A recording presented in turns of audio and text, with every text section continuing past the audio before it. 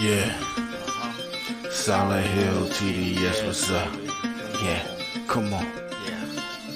I.O.W. Sports Network, late night edition. Let's go. Come on. We about to raise the bar. Wild card Mar. Everybody grab a seat, cause you know we about to spark. Late night sports talk. Modelo Le Cigar. Man, you don't wanna start. Wild card Mar. We about to raise the bar. Wild card Mar. Everybody grab a seat, cause you know we about to spark. Late night sports talk. Modelo Le Cigar. Man, you don't wanna start. Wild card Mar. Hey. L Boogie with the hot flame, ashtray full of top names, little tree for your membrane. This the 9 hour time frame. I just snatched up a 6-pack, got my hands on a lid pack, whipping up a little batch of snacks. Yeah, man, I think I'm all set. Late night, can't sleep, go ahead and just tap in. Better grab you a cold one, and we about to get some laps in. Wild card on the microphone, he'll hit you with a couple flurries. Y'all need to just strap in for some entertainment sports commentary. We about to raise the bar. Wild card Mar. Everybody grab a seat, cause you know we about to spark. Late night sports talk. Modelo Le Cigar. Man, you don't wanna start. Wild card Mar. We about to raise the bar. Wild card Mar. Everybody grab a seat, cause you know we about to spark. Late night sports talk. Modelo Le Cigar. Man, you don't wanna start. Wild card Mar. Hey. Wild card Mar. Wild card Mar. I.O.W. Late night sports. Wild card Mar. Wild card Mar.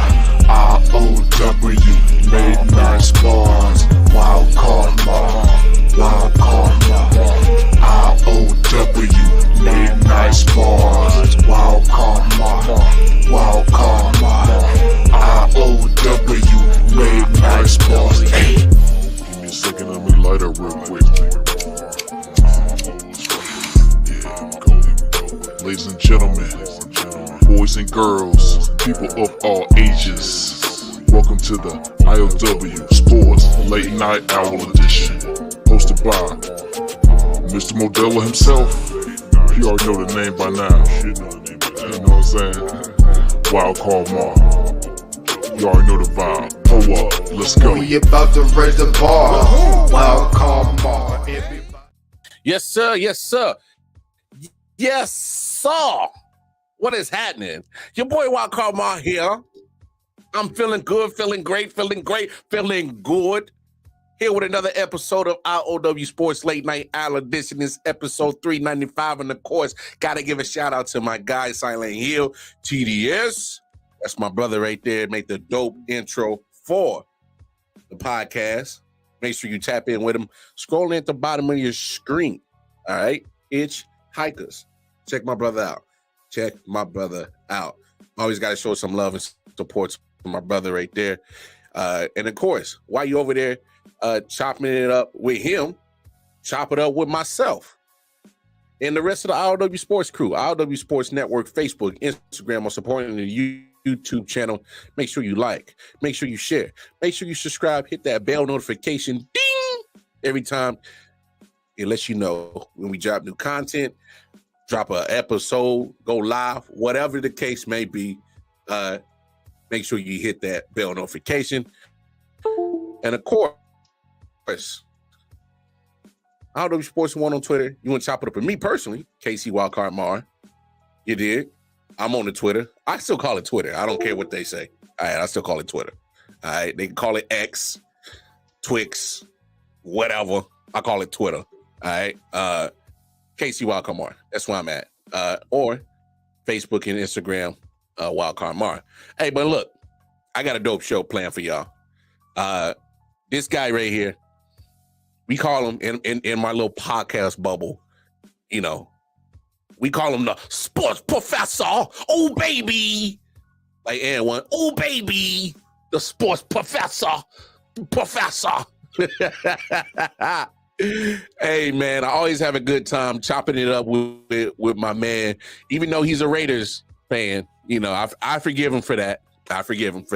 It's okay. But no, this is probably the only Raiders fan that I get along with. I thought that would never happen, but My man, the one and only sports professor, representing from Ball and Buzz Sports and Entertainment and the Bottom Line Sports. My man, oh, what's up, baby? Hey, hey, yes, sir, yes, sir. What's good, Yes, my sir. brother? Thank you for having me on, my friend. You already know, man. I enjoyed the time we had on Bottom Line Sports when you guys had me on there. Me and you had a dope collab just a couple of weeks ago, talking Raiders, Chiefs Yes, football. And man, I've always enjoyed just your knowledge of sports. So to be honest, man, this next 55 minutes is just going to be like freelance. We're just going to talk any and everything sports because I know you know and love sports. I love and talk sports. So, I mean, we just going to freelance it. I mean, like a motherfucker. I mean, it is what it is. Whatever comes up. So, I figure here's from watching your show most nights that it's a whatever you choose as a topic, and then from there you just going off. But so I love it. Oh yeah. Well, there are some things that I do choose to talk about. Like I had to get that FSU thing off my chest. I needed to get that off my chest last night, so I let that rip. I like that. That was good. That was good. So that one, I had to let that one off. So I had to get the 100-round drum clip for that one, and then just let off all rounds. But for the most part, yeah, man. Just because we love and talk sports, it's pretty not a sports topic that don't get touched. But I do want to say this, and I got to get your thoughts on this. When you see San Francisco going to Philly and do what they do. And if you're Philly, how do you bounce back? And you got to get ready for Dallas. You got to get ready for your hated rival. And you got to kind of keep them at bay from, convoluting the NFC East at the top. And the NFC number one spot overall. I mean, how do you bounce back from a situation like that? It's never easy, but, and I have to preface this with a but because I heard you last night and I agree with you completely. As we talked about, the San Francisco 49ers are the most complete team. Now, the NFL is a evolving season, but right now, offensive and defensive, the San Francisco 49ers are running on all cylinders. They also have Brock Purdy playing at a hell of a clip that got him into the MVP conversation. They actually went out, and this was the first time they actually went out and scored on 6 consecutive drives in a row against Philadelphia. According to True Media, that had not been done since 2019 when Lamar Jackson did it. It was also done in 2007 and 2009 by Tom Brady and 2001 by Peyton Manning. The only other 3 times ever done where there were 6 consecutive touchdown scoring drives. And that's what Brock Purdy did to the Philadelphia Eagles. Now, we know the Philadelphia Eagles defense is not as strong as it was last year. He was really able, and most quarterbacks have been able, to carve up the defense because their secondary broke up. Marcus Epps is playing with my Raiders, but they lost other key members of the secondary. And their linebacking core is, I mean, let's just be honest and use some of our favorite phrases, trash, basura, booty juice, Booty juice. You know what I mean? When you're starting Nicholas Morrow as a linebacker who was a backup, yeah, that's right. Nicholas Morrow, a backup for the Raiders last year, and that's who you're starting. I mean, you got a problem. So their defense has been a problem all season, but again, they have a good enough defensive line, and they have a good enough offense, a really, really good offense, that they are still one of the favorites, as you mentioned, and they can bounce back from this. Yeah, they definitely do got the personnel to bounce back from this. I know, they go out, they made the trade, get Kevin Byard from the Titans. He's still kind of still trying to work his way into that secondary. Just picked up Shaquille Leonard, who can play against the pass. He can play against the pass. He's not necessarily going to be your help on the run type of linebacker. If you ever seen Shaquille Leonard play, he definitely is more of your pass coverage linebacker for sure. But in a pass happy world that the NFL is in, he can help against the pass. Now, I will say this: had he already signed with Philly, I don't think he would have helped at all against San Francisco, just because they would have wore it. I mean, you saw what they did. They wore that team down by just beating them up, running the ball, and get your couple of little jet sweeps with Debo. And hey, like I said last night, when you wear the black Air Force Ones, man, you know what the fuck about to go down, bro. So that was a black Air Force Ones night. So it is, dog. You know what's funny about that? You know what's really funny about that is, well, I guess two points. One is they are bringing in a motivated Shaquille Leonard, who was just tossed on the scrap heap. And so that's something that is going to be good for them. But also, I mean, San Francisco is as we talked about, a really, really strong team. I think they would do that to anybody. I think they would do that to any defense in the league. Like, there are a lot of good defenses. The Browns, the Jets, right? The Chiefs even have a good defense. I didn't mean that flippantly, my friend. I just mean, for the first time in a long time, you guys are, really, really, really good at defense. That's all. I'm not saying y'all sucked at defense back in the day. Hey. I'm not trying to throw shots or anything. Oh, no. I'm just saying. No. I didn't take it that way, but I'm still, as a Chief fan, I'm still trying to get comfortable with, as myself, saying that we got a good defense. We've had average at best defenses, so the fact that we are actually able to say good is I think we're turning the corner around here. So hey, you gotta turn it at some point. Better than us. We ain't never turned it. So anyways, Philadelphia, they're third in the league in rushing EPA this season.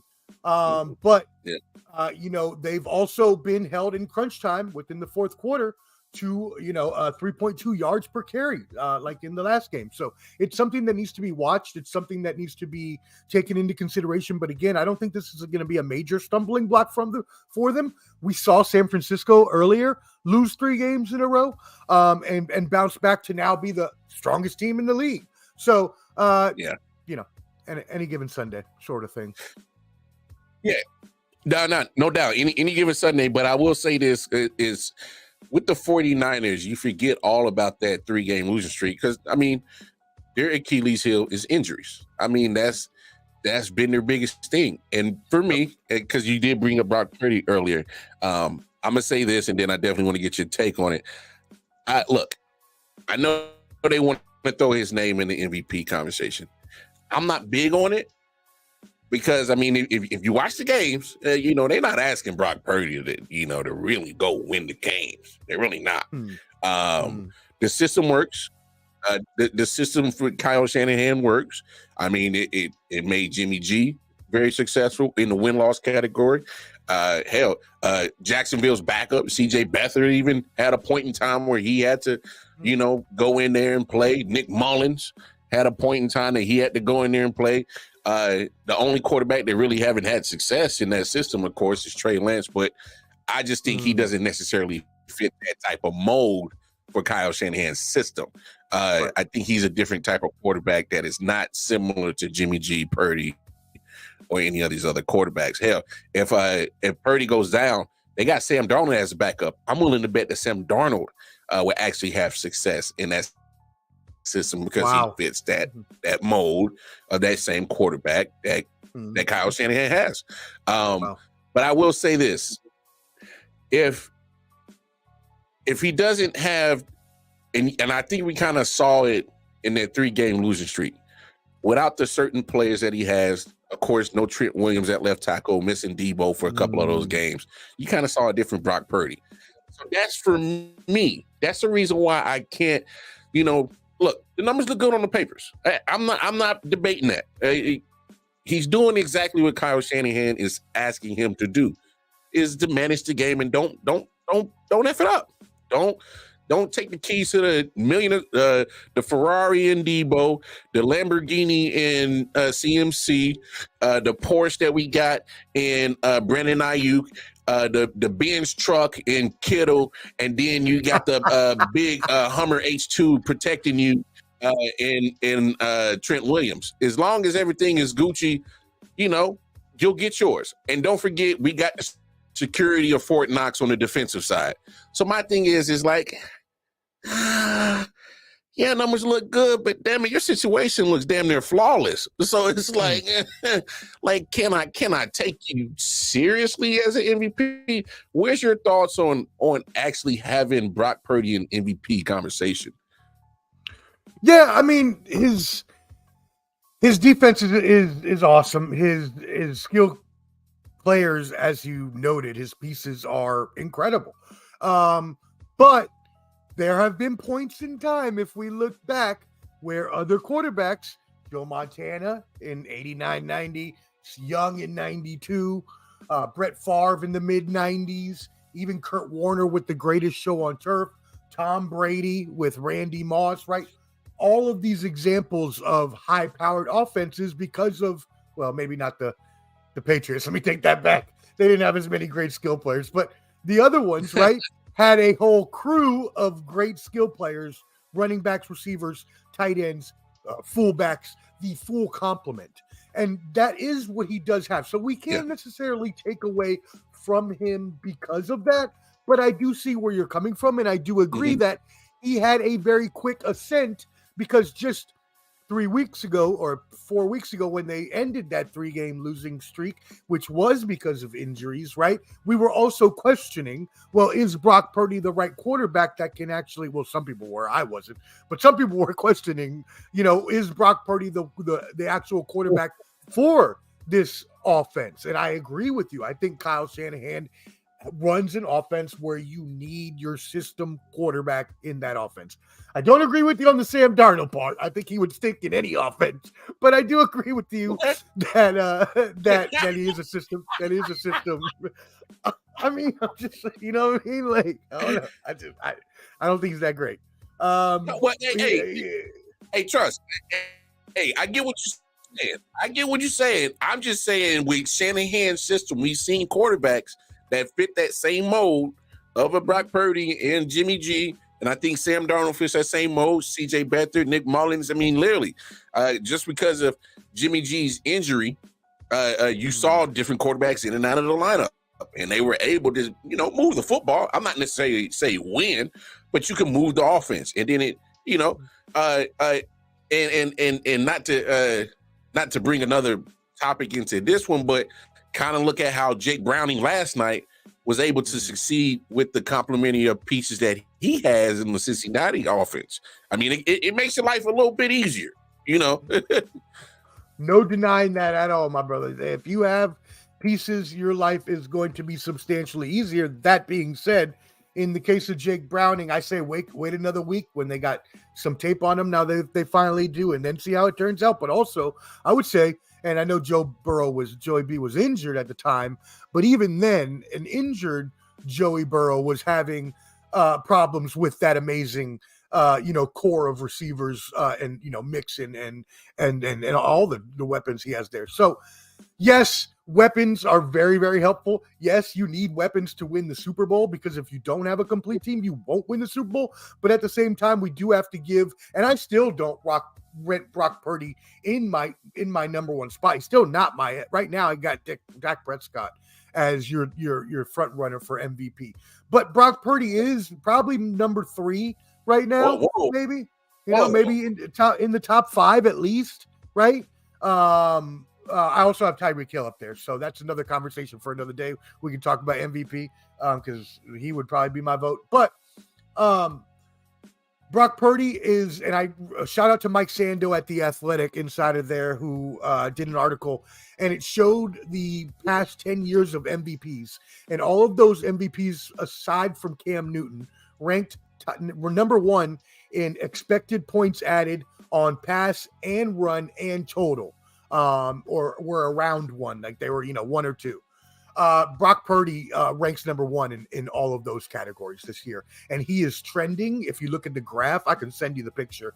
He's trending with the 10-year MVPs, while all the other quarterbacks are a little lower. Now, I still have Dak Prescott above him. I still have Tyreek Hill above him. I even may have Tua and Patrick Mahomes above him, but he is in the conversation firmly, especially after this past week, what he did to that Philadelphia Eagles team. Hey, that's fair. That's fair. I can at least concede that conversation on that is fair to have him in the conversation. Hey, because, whether you have the system or you have the pieces, you still got to get the ball to the complementary pieces. You still got to make the plays, and you still, making plays in the NFL is not easy. I mean, if that was the case, anybody could do it. So, it's so I don't know. I don't want nobody to take it as hate towards Brock Purdy. I'm just looking at the situation where you look at other quarterbacks, and I think sometimes they can do, they do more with less, if that makes sense. But I did hear you say that Prescott up. I would want to back you up on one thing. I agree with you, though. I don't think that Brock Purdy would be nearly as good as a quarterback as he is now if he were in any other system. Oh yeah, go drop him in Carolina's system and see how nice he would be. He'd be Bryce Young.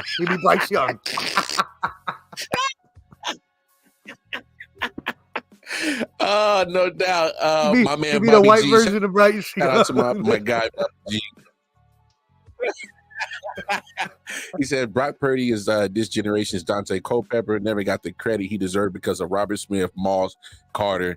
Then injuries took him out, so he's overlooked. And that's actually not a bad take right there, because I dug Dante Culpepper. I was digging Dante Culpepper. I mean, I am a Dante Culpepper fan. Great. He played for the Raiders, and you know what though? I don't even know if that's an apt comparison, because Brock Purdy would have to play longer, because Dante Culpepper played good for at least I don't know how many seasons that was, but that was a good 5-7 years. He was at the top of the league, right? If I remember correctly, with Minnesota, right? Oh yeah, and I would say at least maybe about 4 or 5 years with Minnesota. Then he kind of fizzled out a little bit once he got to the Raiders. That was pretty much the end of his career. Because I remember he did a stint with Miami too. Dante Culpepper was one of those quarterbacks that in our generation that kind of grew up in the mid 2000s. But we also got to remember that's also the same time that Brady and Manning were pretty much ruling the world. So there's a lot of quarterbacks that really got overlooked just because of those two. So it's there's a lot of quarterbacks that unfairly got overlooked when you got Tom Brady and Peyton Manning pretty much at the top of that quarterback class for 15 years. So I mean, not look how good Phillip Rivers was. He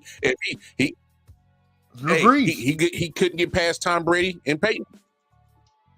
Yeah, Drew Brees. And we see how good Drew Brees was, and he was lucky to steal at least one championship out of there. Other than that, it's not too many other quarterbacks that was able to steal a Super Bowl out of there. So, it shit happens. Shit happens. Before we move on from other NFL talk, I want to play this clip for you because I saw it today and I thought it was very interesting. That's needless to say. Comes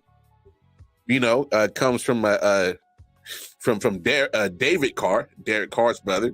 I thought it was interesting. Let's take a quick listen from it, and then we'll conversate about it real quick. The only way that they get there, to M-Rob's point, is Jalen is 100%, and he is that dynamic weapon in the run game, because that creates your offense on the outside and your one-on-ones. Clearly, Jalen isn't comfortable reading through a defense in a drop-back pass scenario. Some would say he's not even good at it.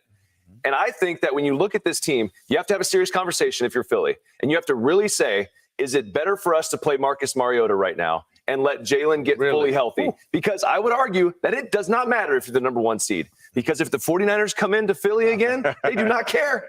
They do not care. If raining in Philly, doesn't matter. But irrelevant. You're the coach. You're Nick Sirianni. You go up to Jalen Hurts. He's like, dude, I can play, crazy coach. Conversation. I can play. How are you going to tell me after I just got paid? We do all of this stuff. I'm in the MVP runner. We just had a board up there reading his MVP odds, and now you're going to telling me to sit. Big picture, brother. Like, that's you have to do. Like, if you're Nick Sirianni, this is the type of decision and conversation you have to have if you have a big picture mentality. And I think you can have that conversation honestly with Jalen. And if you set him down, that's all Jalen talks about is the end result and getting to the Super Bowl and winning that thing. The best way we can do it. They didn't run the football at all with him. Twice. That's not it, man. That's not the winning edge. Put Marcus in there. Win a couple games. Yeah. Maybe you have the number 1 seed still. You might have it. I'd say he's probably better at playing quarterback for the Philadelphia Eagles. Right now, he would be more productive. Hey, I didn't say that, Philly. Later, I didn't say that, when Philly. You're healthy. We'll I know what time it is. I didn't say that. He said that. Interesting. Give me your thoughts on that, O. Wow, very, very interesting. Same thing when I heard it. I was like, interested. Not something you would ever hear to be asked of an NFL player whose pride is going out there and playing every week. Is it a bad idea? No, but it depends how badly injured he is. Have the Eagles covered up for some of Hurts's passing deficiencies? Yes. Have they run with him more because he needs a balance of run pass in his offense to be able to open the field for his passes by using his legs? Yes. Does that mean that he is not capable of winning games because of that fact? No, he's proved that he can win games even with those passing deficiencies while healthy or unhealthy. That being said, he's right about one thing.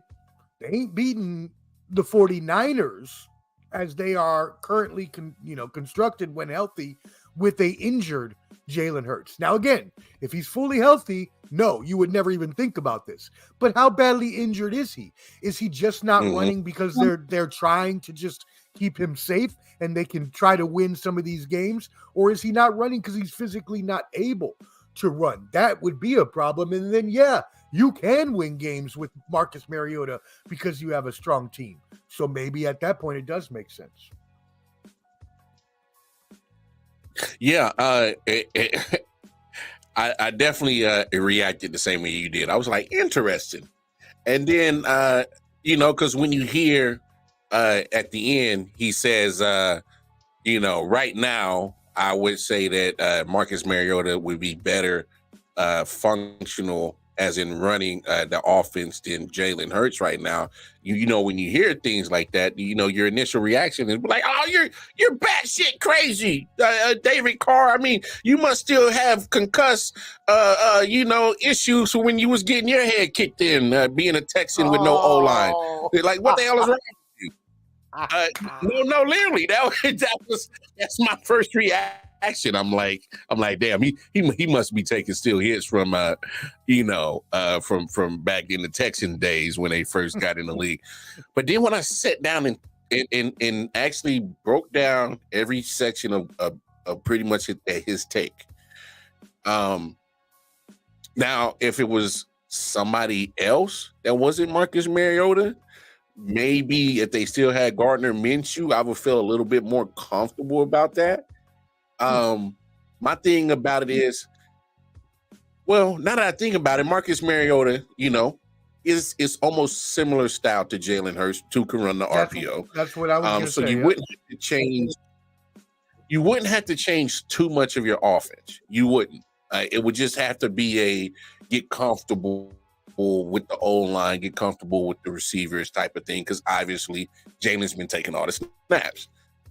So that's the only thing off bat that I think you would have to worry about is how comfortable, how quickly can they adapt to each other with cadence, with football placement, with center quarterback exchange.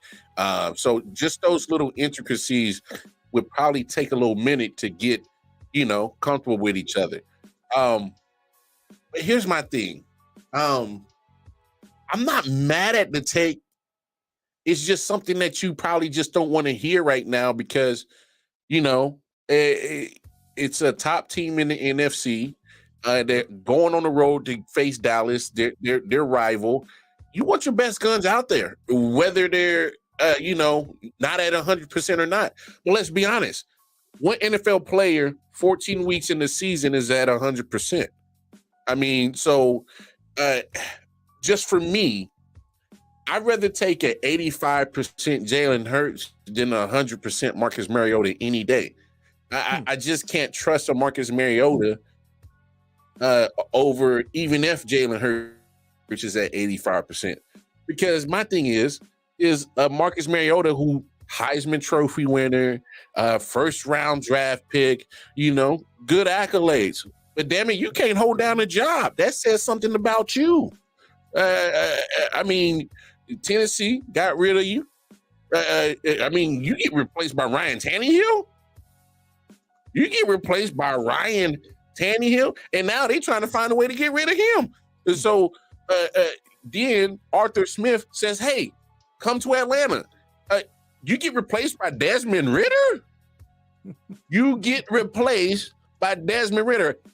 Audience, whoever is listening, whoever is watching out there, understand the words coming out of my mouth. You got replaced by Desmond Ridder. All right? Let that shit marinate for a second. So I can't allow this blasphemy. I mean, he's a backup of the name of Marcus Mariota, my friend.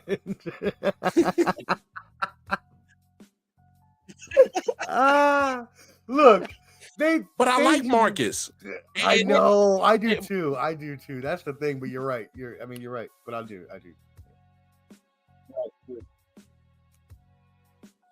I like Marcus, but I mean, it's just let's look at your NFL career, bro. You are the guy that's here until we can find a better option. That's pretty much been the name of his career. So I got an MVP candidate in Jalen Hurts. He may not be at 100%, and trust me, I get what David Carr is saying when he says, look at the bigger picture.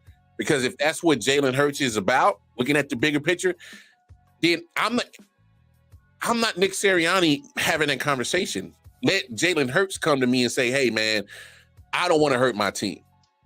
I want us to be in the Super Bowl. I want us to be in the NFC Championship game. Hey, coach, hey, real talk, I'm not feeling it.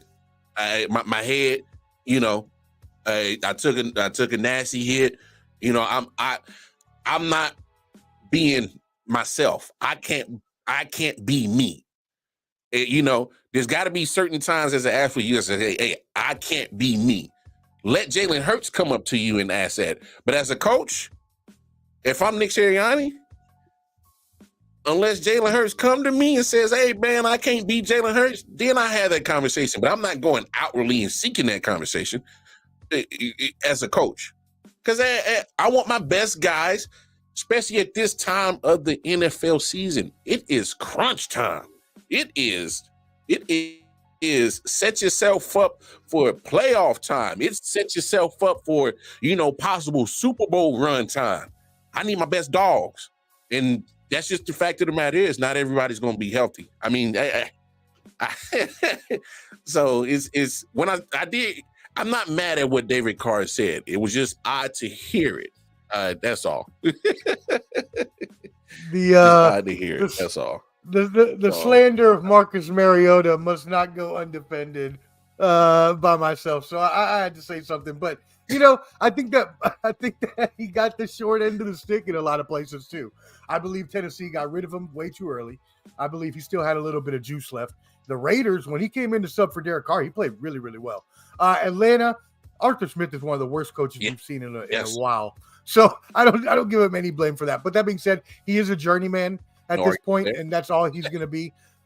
So I do agree with you. You want your big dogs, you want your horses going in there when you're going to play the big games. And so, yeah, you're not going to be Nixon. No NFL coach in their right mind would go up to their starting quarterback and ask them to sit, unless it was like the last game of the season and they had, the bye locked up or something like that. Now, that being said, let's look at the other side of that. There ain't no way that Jalen Hurts is going to do that either. He's not going to go up and request to be taken out because most players won't do that. Unless like a broken limb is about to happen. And even then, most of the time they won't. That being said, I am a solutions-oriented person, my friend. May I suggest a midpoint solution for all parties involved? First of all, we want our big horses to play, right, Mark? Please go. We want our best players to play, so we can at least try to get. Now we're with that loss that we had, it's a little bit less chance. They have a 44.7% chance to earn the bye, right? So these next 2 weeks are crucial.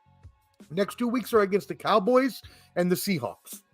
Let's run him out there. Let's run Hurts out there. Let's run everybody out there. Let's play full go, win the next 2 games, make sure we win the next 2 games, right? Especially a crucial one against Dallas. We already have the tiebreaker, but still, it's still a crucial game because Dallas is high up in the standings. And then in the last 3 weeks of the season, listen to this cupcake of a schedule they have going on. They have the Giants twice and the Cardinals once. Twice. Yeah. So why not bring in Marcus Mariota for the final 3 games? Let Jalen rest, lock up the bye, bada boom, bada bing, we in the playoffs, baby. Solutions oriented. That's why they call me the professor. Hey, you know what? I like the way you think. The professor, ooh, baby. I like the way you think. See now that is something that makes sense. It's, hey, have my hogs here where I need to against the big dogs. Big guns got to go against big guns. You can't go in with this guy got AK-47s and you got the little 22. What you gonna do with that little pea shooter? You can't do nothing with that. So go in there with the big guns. So yeah, that solution makes perfect sense. Go against Dallas, go against Seattle, even though Seattle's kind of treading in the wrong direction, but you still don't want to take them lightly because they're still playing for a wild card spot. So you can't take them lightly. Giants twice, Cardinals. Those 2 teams are fighting for draft position. I don't care about little Tommy DeVito, cold cuts, whatever his name is. Cold cuts. Yeah. Hey, Marcus Mariota, matter of fact, use those 3 games, 2 against the Giants, 1 against the Cardinals. Use that as your resume builder. Because I think Marcus Mariota, which to your points, kind of got the short end of a stick a couple of times. Use that as your resume builder to bounce back and be your bridge quarterback for a franchise, Get a starting position, maybe mentor a younger guy. But hell, if you do your damn job, yeah, he's at that age. But if you still do your damn job and show out, you can still walk away with at least a lucrative contract, get you a little 20 million, 25 million, and then, whatever else happens after that happens. So that's why they call this man the professor. Ooh, baby. That's a good take right there. I'm clipping that. I'll send that to you because that was good. Let's go. But I do want to talk about this real quick when you said about the MVP conversation and you said Tyreek Hill. Here's my thing with the NFL. And it's similar to the Heisman race that I kind of spoke about it last night. Those 2 trophies are supposed to be for the most outstanding player, right? It's supposed to be.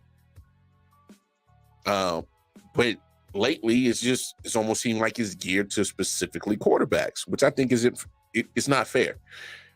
Now with Calvin Johnson, with the all-time leading receiving yards in the season with 1,964 yards, astronomical numbers. If Tyreek Hill hits 2K, why can't he not win MVP? Break down MVP. Most valuable player. First of all, let's look at just Miami.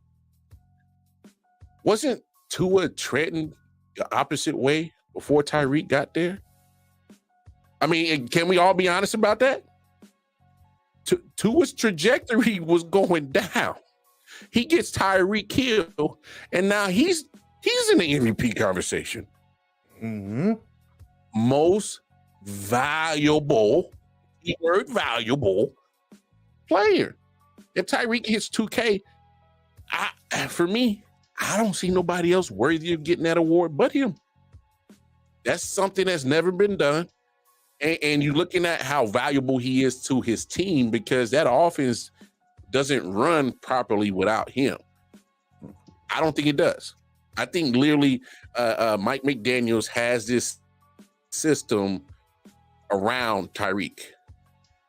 And if he's removed from that system, he's literally got to change his whole playbook. I mean, what's your thoughts? I mean, we got to have that conversation because I think Tyreek needs to be in there. You and me, my brother, we think exactly alike on this subject. I heard some of your thoughts last night, and I was happy that I got to come on today, so I could agree with you there. I have always had this issue because you are right. Over the past, in college, it probably started after Charles Woodson, I believe, was the last defensive player to win the Heisman in 1990. And then you haven't seen no defensive players since then, and only a few offensive skill players other than quarterbacks.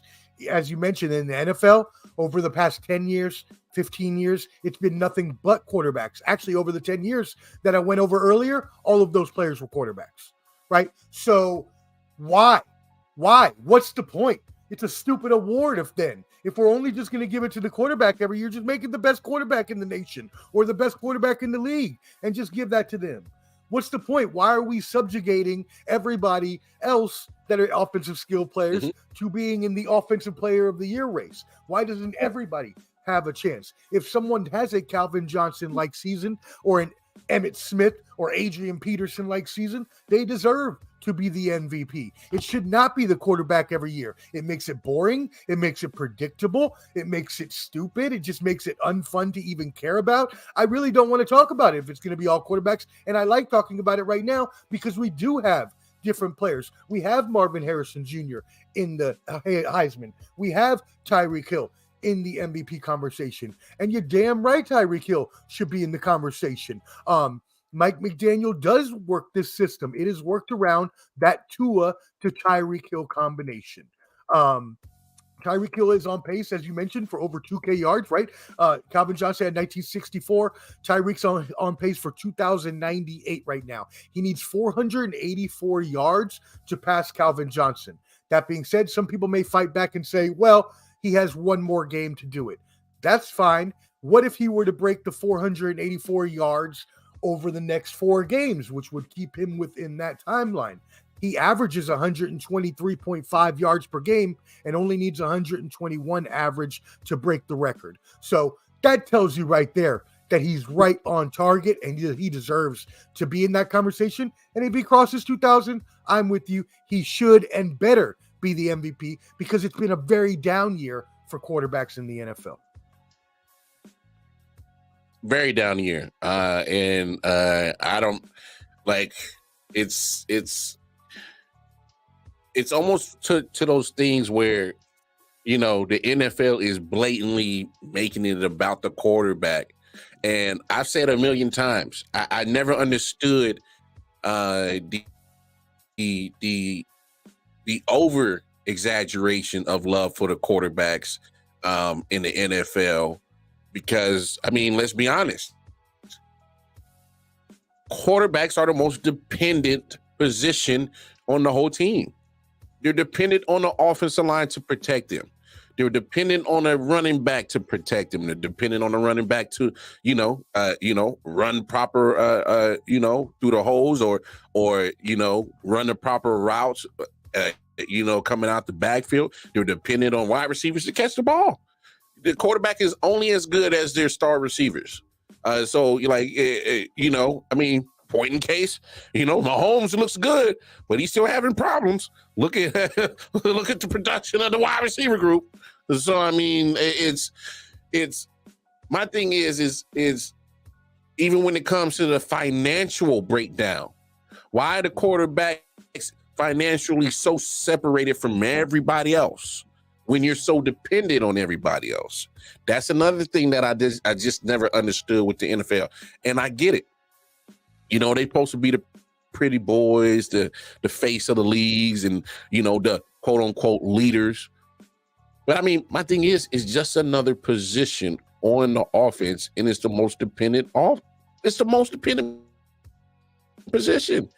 Look how I was never big on Justin Fields. But look what's happening with him in Chicago. The dude literally has to play like Superman the last couple of years. They finally get him a couple of pieces this year. Give him DJ Moore. It still may not be enough, but has a piss poor offensive line, so he still has to create sometimes. He got to create lemonade with sour lemon sometimes. Look at Bryce Young. In Carolina, Bryce Young can only do so much with what's given to him. Literally, the situation is not in his favor. So it's when you have a position that is so dependent, you can't just give them all the flowers and the roses. They already the most paid position anyway. Daniel Jones is making $40 million a year. What the hell are we doing? Money Come that on should have now. gone to Saquon Barkley, So just by the way. Thank you. So and let's be honest, I'd rather have a team with Tommy Cold cuts with Saquon, who somehow is moving the football better than what they're doing with Daniel Jones. What are we doing? What are we talking about? My man Bobby G says there was also coaching change, Brian Flores to Mike McDaniels. Understandable. So you go from a defensive coach to offensive coach, which is understandable. Hill is great, but the truth is speed kills. And due to that, you can't double anybody on the Fins offense. Reek isn't doing anything that Justin Jefferson didn't do. Well, lesser QB and all focused on him. You're not wrong. But I mean, when you have a generational talent, you got to get them the football. If you want to win, you got to get them the football. When you got a Tyreek, you got a Justin Jefferson, Jamar Chase, Devontae Adams. When you got guys like that, I don't care if you double. I'm still throw the ball your way, and they'll do it because that's how phenomenal they are. I get what you're saying, Bobby G, but hey, you find a way to get the top dogs to eat the football. I want to switch this to Major League Baseball because I know you're the sports professor for this. Why haven't we heard anything about Ohtani? I haven't heard pretty much. It's pretty silent out here on these streets about Ohtani, man. The guy's a free agent. The guy, he got to go somewhere. What's up? Nobody wants a guy that can pitch and hit? Nobody? That's an amazing question, and it's very funny that you asked that because my MLB insider, Mike Wiebe, actually texted me today with information on Ohtani and the updates that have been going on. So the reason that we have not heard anything and the reason that we didn't hear anything the first time when he signed with the Angels is because Shohei Ohtani is pretty much the most secretive person. He's that international man of mystery, right? He is the most secretive person on earth. He makes sure that everything is hidden. And you think I'm joking, but like when they had the first time around, when the Angels were signing him and he was getting courted by the different teams, they would have the teams meet them at a secret location, and they would have them come in one entrance, the team officials. They would walk them through these corridors so they would get lost, take them to a meeting room so they wouldn't know where they were, put them back outside the other entrance, had teams coming in. Like, they do not want people knowing who's coming in to see him, when they're coming, how many people are coming. That being said, in the days of social media and cameras all over the place, it's very hard to keep everything a secret. So things have started to leak over the past couple days. The fact is that a lot of teams have bowed out due to the price of his contract. His contract has now gone over $500 million. We are now looking into the 525, 550 million range. I don't think it'll go higher than that. Some people want to say 600. I don't see that. But my MLB insider says he could see anywhere up to 550. He also says that they talked to the Blue Jays. So he had conversation with the Blue Jays. I think that was either today or yesterday. So he was up there meeting with them. He met with the Rangers and he's met with the Dodgers. So these are just a few of the teams that we know for a fact he has met about. But again, very secretive, but that's what we're looking at right now. I expect him, as does my insider, to sign with the Dodgers, as do most people, because we believe he wants to stay on the West Coast and he wants the best chance to win. And the Dodgers offer both of those perspectives. But I have a hot take, and don't count this out. I heard a rumor earlier that possibly he would go back to the Angels because the Angels are the only team in Major League Baseball that will offer him the autonomy that he desires. He wants full control over everything that he does. He wants full control over when he rests, when he pitches on the side, when he does batting practice. He wants everything done on his time, his schedule, and what he wants to do. And the Angels gave him pretty much complet gras to do whatever you want to do. Kind of like Kawhi Leonard. Yes, kind of what in that regard too, because Kawhi can just take off and do whatever he wants to, private planes and shit. You know what I mean? Like, what? That's a good shout out to Bobby G, man. Me and him, me and him do a dope show on Thursday, right after the Thursday Night Football Prime. Man, I'm actually shocked by that. By hearing that news, 550 million. Real quick, what's the years on that? Are they kind of looking at? Are they looking at 7, 8, 9, 10 years on this thing? Most teams are going to hope to get at least 10 years for the 550 million, especially because we have to take into account that the first year he's only going to be a hitter.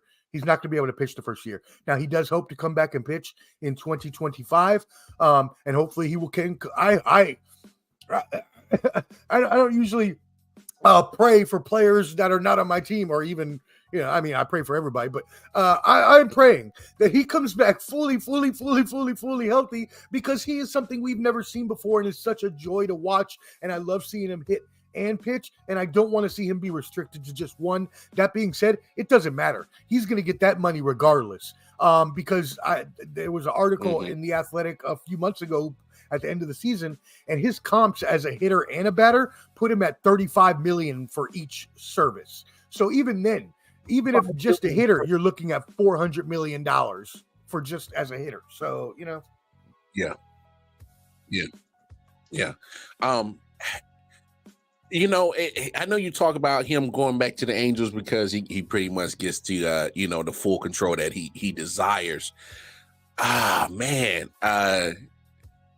My only issue with him going back to Anaheim is we get stuck with the same situation with him and Mike Trout, literally eating up all the Angels payroll, and they're not going to have no success. It's been happening. They both been winning MVPs. They both, get their all-star votes and appearances. They're handsomely paid, and it doesn't bode towards the team success. So, is he 100% like okay with just going back and literally without a chance of winning? Because they played around with Angels fans this year. You know, they was playing around first place, but then the calendar hit July and August and September, and then they went back to normal Angels and being out of the standing. So I mean, I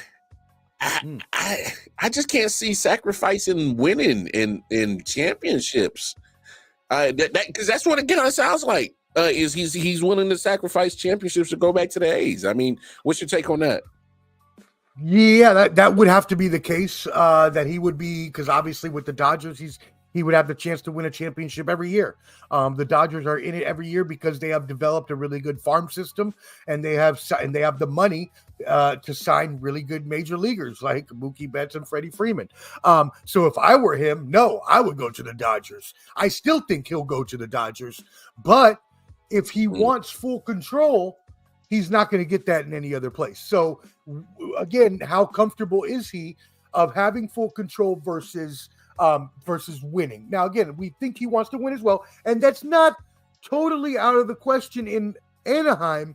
The thing is, Artie Moreno as an owner is just he's good-hearted. He means well, but he's just not the greatest when it comes to being an owner.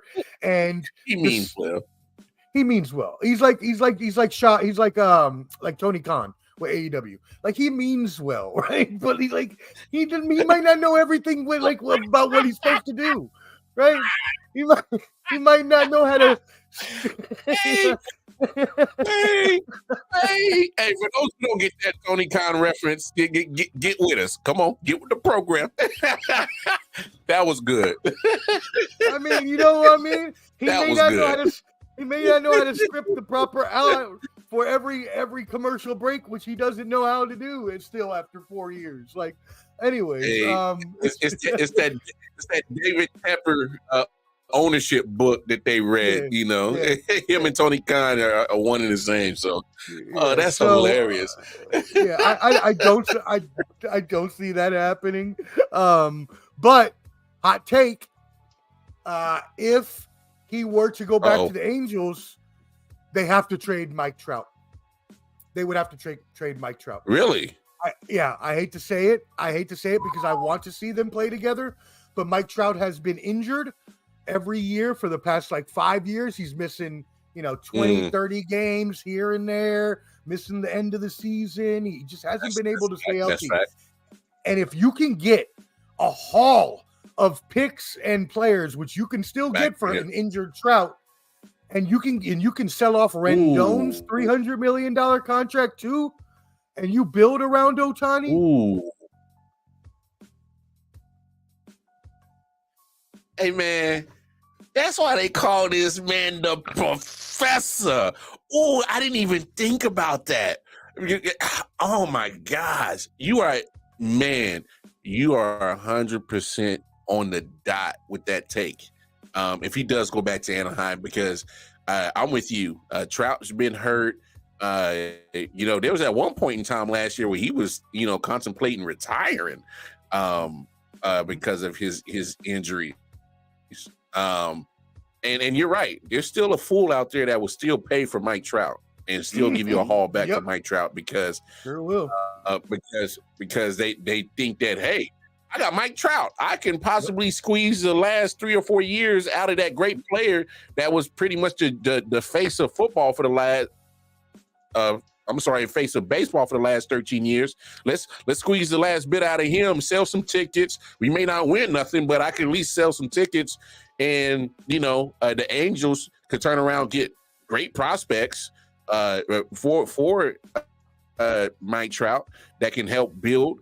And then, like you said, Rondon's contract, they definitely got to get rid of that shit. The good thing he's done for them is call it the only thing he's done is call Oakland A's fans a little bitch. That's the only good thing he's done since he's been in the Angels uniform. So, other than that, no, you're right. But no, man, hey, ladies and gentlemen, This is why I had him on the show. This is the sports professor, baby.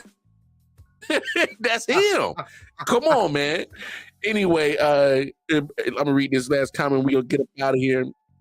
My man said, I agree with you, Mar. Winning is big in Asian culture. Marbury has a statue in China because he won over there. That's why I lean towards Toronto. Him on that roster, plus he still gets big market. That's a fair point, too. That's a fair point. I also thought that Ohtani would probably go somewhere where there's a high influence of Asian culture. So I was thinking, maybe San Francisco, Seattle, yep. Obviously Toronto, New York. Yeah. Yep. But LA has a high population. Maybe even Boston at some point. Oh yeah, they do. They do. So I mean, wherever he goes, I knew that at some point, man, it's going to be for big money. There's no way a guy of his stature, with what he can do on both sides of the diamond, whether it's offense or pitching, I mean, you got to come off some cheddar. You're gonna have to come off some big faces off that. And also, fun fact, go ahead, just to inform the fans, the Toronto Blue Jays have been actively shopping. Not actively, I shouldn't say that. That's a bad word. Let me take actively back. Have put the name of their best players on the market to include Vladimir Guerrero Jr. So they know when they take in Ohtani and they're going to have to pay them these big bucks, right? They're going to have to trade some players because you can't pay everybody over $300 million a year. And Vladimir Guerrero is going to demand that at some point here. So will all the other young studs that they have, and they're already paying George Springer $150 million over 6 years. So if they are going to get Ohtani, they're probably going to have to trade Guerrero. Yeah, him, Bo Bichette, Biggio. They got some young guys that's going to start asking for some money in the next couple of years, especially Vladimir. He's definitely going to want some bread too. So, hey, man, I've enjoyed this, man. My man, before we get up out of here, drop all the socials so the watchers, the listeners, the viewers can make sure that they tap in with your content as well, my brother. Go ahead. Yes, sir. Thank you, my brother, again for having me on. It has been very much my pleasure. I had an amazing time. Please, I will come back whenever you need me, and I am free. That being said, y'all, you can catch me. Please go subscribe at Ball and Buds, BALLANDBUDS. You see it there on the screen right next to my name. Go subscribe at YouTube. And also, if you listen to podcasts, we are on Spotify and Apple. Go ahead and give that 5-star rating and leave a comment. Also, check us out on the Bottom Line Sports. I get on there live with Flo, Canteen, and Hot Take Jake. It is an around the horn style format of a TV show that you do not want to miss. Mar has been on there and will be on there again soon. But yeah, check us out Sunday nights. We go on 7:30 after the game, do a recap of all the games, preview your Sunday and Monday night game. And then Tuesday nights at 8 o'clock Eastern, we have an all sports show similar to this where we talk about all the different sports, including your NFL and your college, NBA, and all that good stuff. You can find us at The Bottom Line Sports. Again, The Bottom Line Sports. The best thing you can do is join the Facebook group. Mar is in there. Flo posts a whole bunch of memes, and we have a whole bunch of news. Everybody posts their videos, and we just have a grand old time. So join at The Bottom Line Sports on Facebook. And yeah, I hope to be on again soon. Thank you, my brother.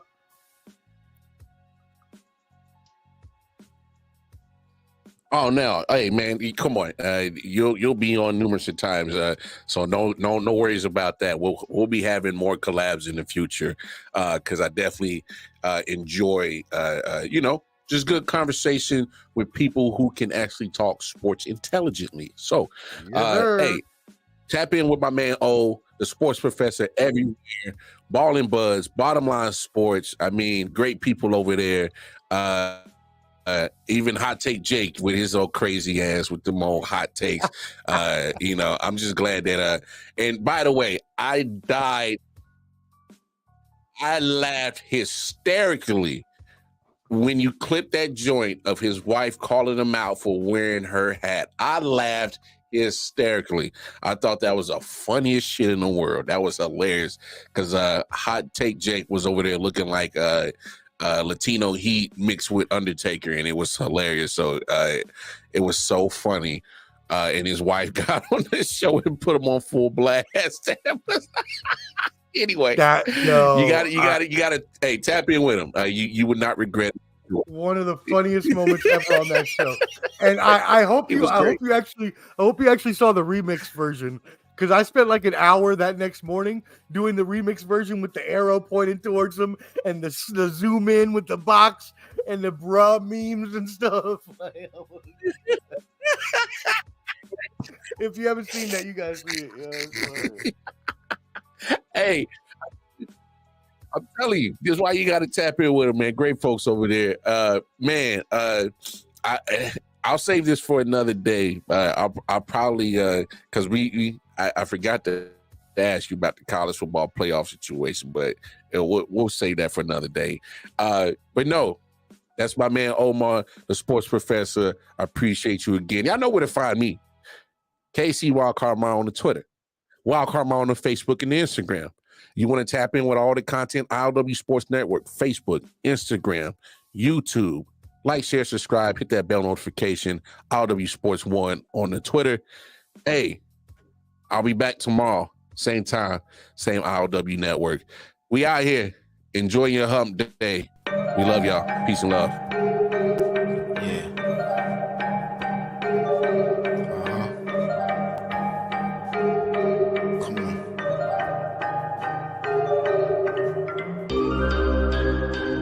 Silent Hill, TDS. Hitchhikers.